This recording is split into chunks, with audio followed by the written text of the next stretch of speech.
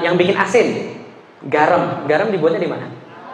Itu Bangkalan sono, Madura. Itu dari laut mana? Dia ngapung-ngapung tuh, awalnya tuh butiran-butiran garam ngapung semua di selautan-lautan di atas laut Madura itu.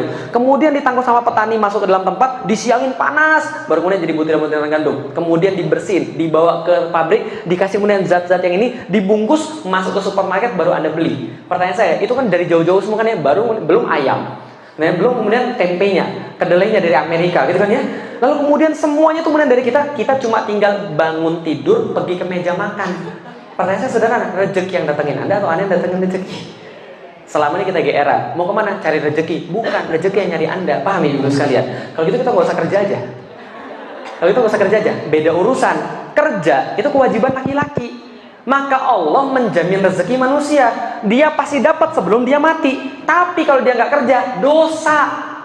Bisa dipahami ibu sekalian? Jadi kerja dan kadar kepantasan dari Allah. Kalau kepantasan cicak diam-diam merayap, manusia jangan merayap diam-diam. Ya pakai ininya, pakai badannya untuk kerja. Kalau kerja pasti dapat. Jelas ya? Enak nggak hidup orang punya iman? Nikah nggak punya duit, asik.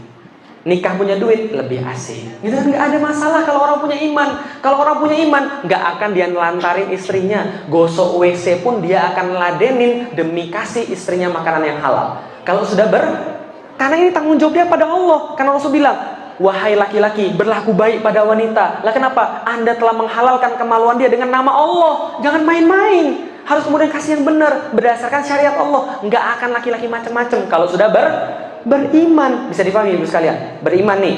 Mohon maaf mbak, kami sudah mewawancara mbak dan kami tahu mbak sangat bagus sekali dan kami sudah memutuskan gaji mbak 35 juta per bulan. Dan mbak setiap bulannya akan mendapatkan jatah rumah, jatah telekomunikasi dan jatah transportasi. Dan mbak akan disekolahkan pergi ke luar negeri setiap 6 bulan sekali, pergi ke Spanyol dan Amerika serta UK. Tapi mohon maaf, kita nggak bisa mentolerir mbak punya simbol-simbol keislaman. Berarti boleh dibuka kerudungnya. Apa yang dia bilang?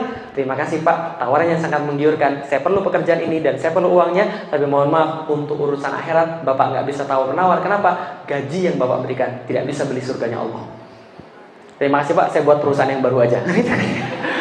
Ini kalau orang beriman loh, hidupnya nggak susah. Apa yang susah kalau orang punya iman? Nggak ada yang susah. Tapi kalau orang nggak punya iman, kaya susah, miskin susah. Betul nggak?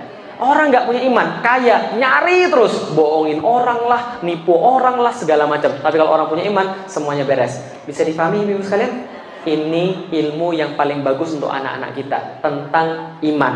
Kalau mereka sudah dapat iman melalui berpikir tadi, punya bukti dan punya ilmu, insya Allah kita tinggal pun mereka tetap beribadah pada Allah Subhanahu Wa Taala.